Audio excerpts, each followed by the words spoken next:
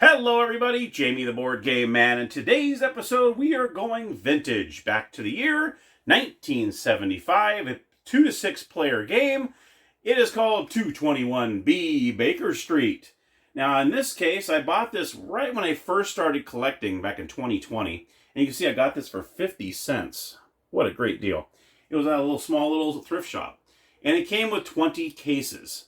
Each case you try to solve in this game. You are Sherlock Holmes trying to solve the mystery by going through the streets of London and different areas trying to find clues. And obviously if you're the first one to figure out who murdered, I think it's like who, what, and how.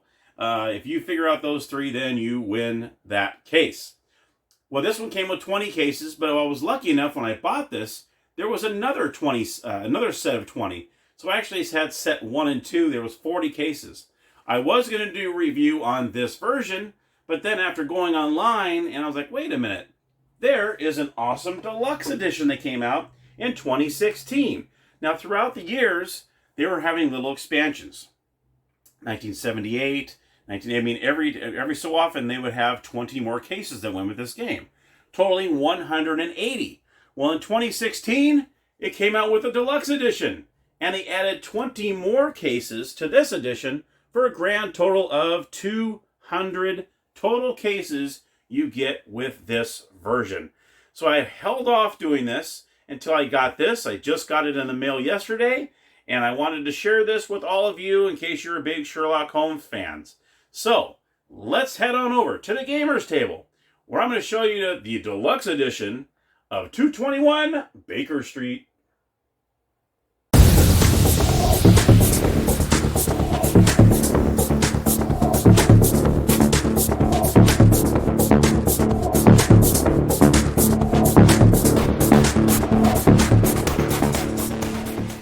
Everybody, here we are at the gaming table, and here it is, 221B Baker Street. Let's check it out. All right, so first I wanted to show you the 1975 edition, because I do have the original one that came with 40 cases in it, and this is the one I bought for 50 cents, and it's still in immaculate condition considering it's 75. And as you can see, I love the way this board looks. I love the way it really looks like old school London. I mean, it really likes. I'll bring this a little closer. You can see a little more in detail. But it's really nice. I love the color scheme of the blue and the yellow. You can easily see the paths. You can easily see the arrows. And they did a wonderful job on this. So I wanted to show you this 1975 version, just in case maybe you come across it and maybe you don't want to, spend the money on the deluxe edition that I have. Maybe you just want to start off with this one. And you could probably get this for a lot cheaper than that one. Just so you still get 20 cases with the game. I just got lucky and they put 20 more in there. But here you go. So that's the 1975 board. Now let's go ahead and show you the deluxe edition board. This one actually comes in fourths. And it's actually a little bigger, I think, too. Okay, here we go. So here is the board. You see it's much different, a lot more in color. I like the way they kept the paths yellow. And everything is pretty much I believe it's pretty much in the same spot as this game. Let's see. You can tell the board's a little bigger. Let's see. Yeah, so it looks like, Scotland Yard's over here, the bank. So it looks like they kept everything the way it was. Even in the same spots. The boar's head in. Yep, I mean, everything's where it's supposed to be. The newspaper shop, the locksmith, everything's here. So that's pretty cool. But you could tell the board is just a little bit bigger than the original, which is cool. All right, let's go ahead and go over the components. Obviously, you have the rule booklet. This will tell you exactly how to play, which is really, really cool. All right. Let's go over the pewter pieces. These are great. These are the playing pieces. Let's go ahead and take these out.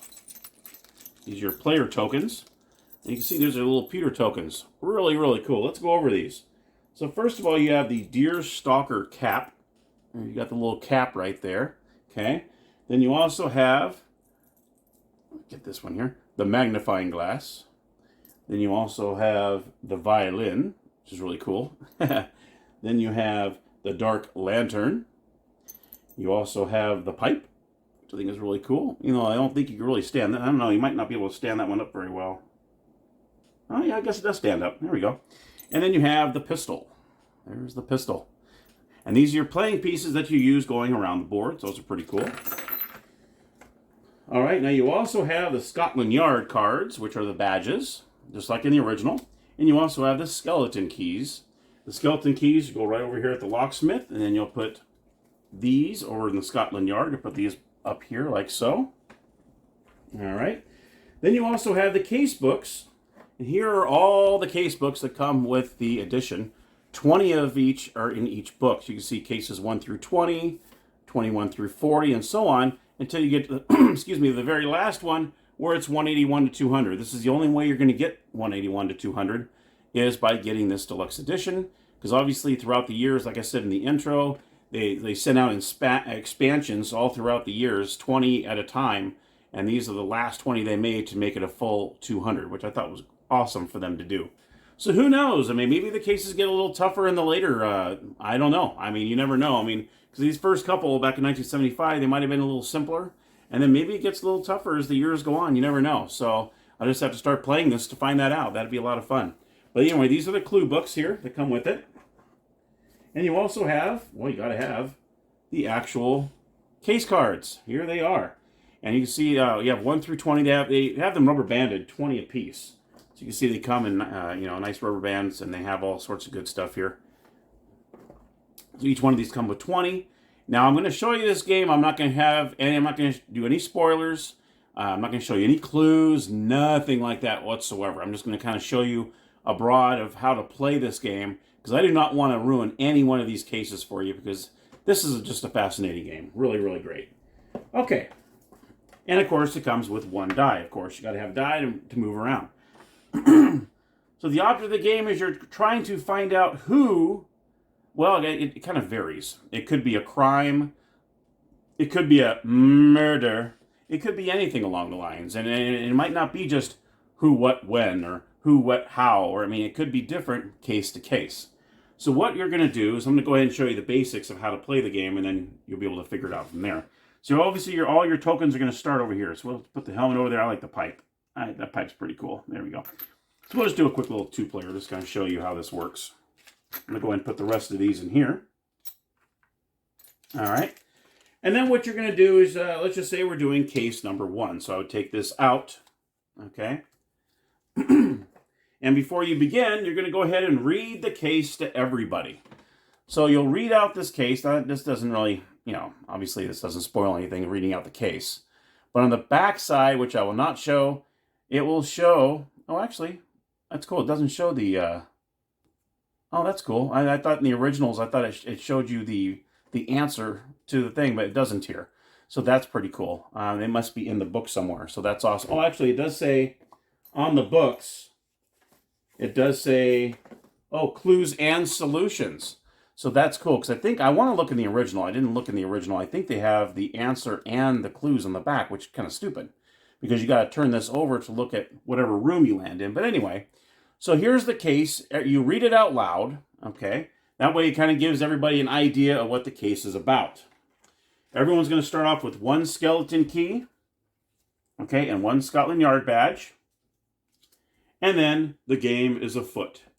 Now, what you do with these is when you enter a room, let's just say I went 1, 2, it's very easy. You can get around the board very easily here. You could tell you got the museum is only literally about 3 spaces away. This pipe is very hard to, you have to really got to be careful with that one. You can only enter the rooms with the arrows, obviously. Once you enter that room, what you'll do is you'll take the case card and you're going to flip it over. Now, it'll tell you all the different rooms that are in here. So you'll see the bank and the carriage depot, the dock, all that stuff. It's going to show a number. So what you do, once you enter that room, you're going to look at that page. And you'll see in here, everything is numbered, 1 through whatever. Okay. So all you do is you're going to turn the page to whatever number that's on. So if bank is 11, it's going to be on the first one. You're going to look under number 11, and you're going to look at that clue. I don't want to look at it because I haven't played this case. Okay. You're going to look at number 11. Now, what's nice about this is all 20 of these cases, 1 through 20, are all intermingled in here. So you're not, odds are you're probably not going to, oopsie, I looked at another clue. I mean, they're all jumbled together in there. So they're not case 1, case 2, case 3. It's all 1 through whatever it goes to, and then you just have to look at the number. So this doesn't tell you the page number, it just tells you what line number you're going to look at, Once you say you went to the bank, you're going to look at number 11. So you open up the case book, you're going to look at number 11, you're going to look at the clue, and that's when you take out your solution checklist, which I don't think I showed this to you when I was doing the components. This is where you're going to write your notes, okay? So you're going to you have to get a pen or paper. And where you go, here's the bank, if you went into the bank, and you're going to write right here what clue you got, okay? And what you'll do, obviously, we tear this off and give it to you. And then you're going to put that face down in front of you so no one else sees your notes, okay? What you can do is once you have entered a room, if you want to do so, you can place a badge on that room. Say you went to the museum and you placed a badge here. That means that that is locked, all right? That room is locked to anybody else that wants to go in there, unless they use their skeleton key. If they use their skeleton key, then yes, they can remove that badge, and then they can go in there, but it's going to cost them a key. Why do you want to do that? Well, maybe one of two reasons. Maybe you feel, you know what, there's a really good clue in there. I don't want anybody else to do it, and if they're going to get it, it's going to cost them a skeleton key. You can do that, or you can maybe fake somebody out. You can say, oh, I mean, because some of these clues are nothing. Sometimes it's just a bunch of fluff. So what you can do is you can put that there just to, you know, make someone think that there's something good in there. That's where the bluffing aspect comes in. And maybe someone will take the time to go the extra round, you know, to go over there while you're out and about going into different rooms. They can actually possibly think, oh, there must be something big in there. And then they take their time to go all the way over here to use the skeleton key to do that. That's pretty much what these are for. If you want to get another one of these, you have to go into Scotland Yard, which is right here, and you can get another badge. Same with the locksmith. When you go into locksmith, you're able to get another key. Okay, so that's how you get those. And of course, once they're gone, they are gone. Once you feel that you've gone through the game, you've been through a few rooms, you have an idea of who and what. And like I said, it does tell you what, like in this case, number 1. Let's see what it says at the end here. It says, Scotland Yard wants to know, A, who killed the preacher, B, the weapon, and C, the motive. So in this case, you got to get the preacher, who killed the preacher, the weapon, and the motive. So in this case, those are the 3 things you need to know. Each case is obviously going to be very different. So in this case, those are the 3 things you need to know. Now, once you feel that you have that, you think, you know what? Yes, I know. I have a good feeling I know, you know, those 3 items. Then you have to make your way back to 221B Baker Street. And then you're going to go ahead and pick up the book. And you're going to look up the solution page. You're going to read it on your own, obviously. You open it up. You're going to read it to yourself. If you are incorrect, you are out of the game. You've been eliminated. If you are correct, then you can go ahead and read it aloud to everybody. And that way they know that you have won. Okay? So that is how it works. So you're going to tell everybody, I believe it's this, this, and this.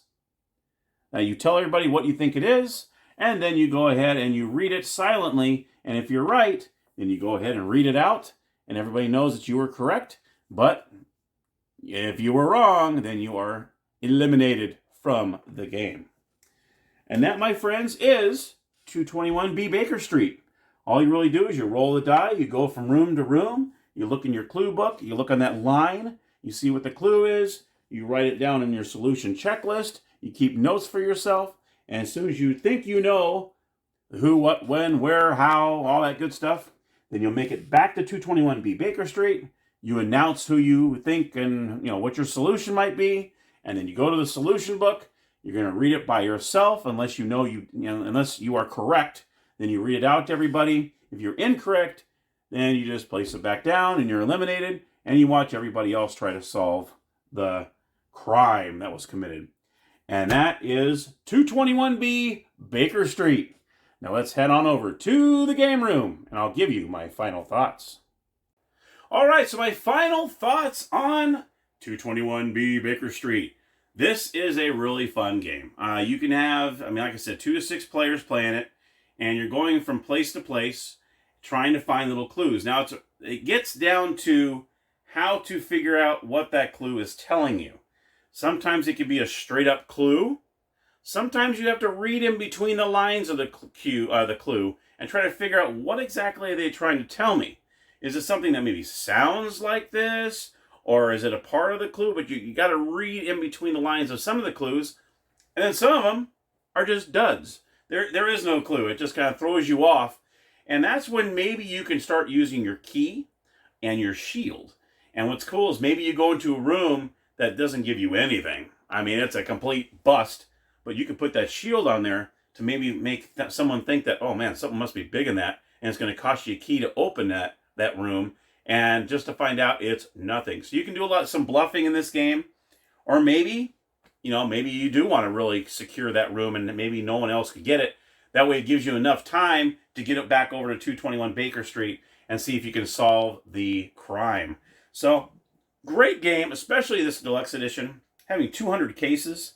I mean, by the time you get through them all, you could probably start over again because you probably won't even remember. So I think that's great. I really, really enjoy Sherlock Holmes. Who doesn't? I mean, who doesn't enjoy a good murder? Of course, it could be anything. I mean, I'm not saying they're all murders. They could be other things. So I just wanted to make sure when I did this tutorial that I didn't spoil. There's no spoilers in this thing. Not one clue. I want you to enjoy each and every case if you end up getting this game and not have me blur out any kind of, it's one of those games where you can't really show everything, but I can kind of lead you as to how it works, where to look for the clues, and so on. And it's really interesting how it's like pretty much a trustworthy game. You got to trust that person. They're only going to look at that certain page that has that clue and only look at that clue and then close it up, not go, let me rifle through this book real quick. But then again, you don't know because you have 20 cases all intermingled in that book. So, which is good too. You don't have like all the clues on one sheet. Okay, here's case number 1 and have all the clues, then you got to look and see which one, and you might accidentally see some other clues from that. So it's kind of nice the way they do it, that it's all just intermixed, all 20 cases, so you don't know really what you're looking at. Even if you do see another one, it might not even tell you anything, because you might not know if that's for that case. So it is good that they did it that way. So let's go ahead and break out the thumb meter. Definitely a thumbs up for 221B Baker Street. And that is my episode. I hope you enjoyed the episode. If you did, give me that thumbs up. And let me know if you have the game, or maybe you don't have the game and you'll be very interested in seeing it, which that's that part I hope I did for you. And thank you so much for watching, and thank you also for your support. And as always, happy gaming.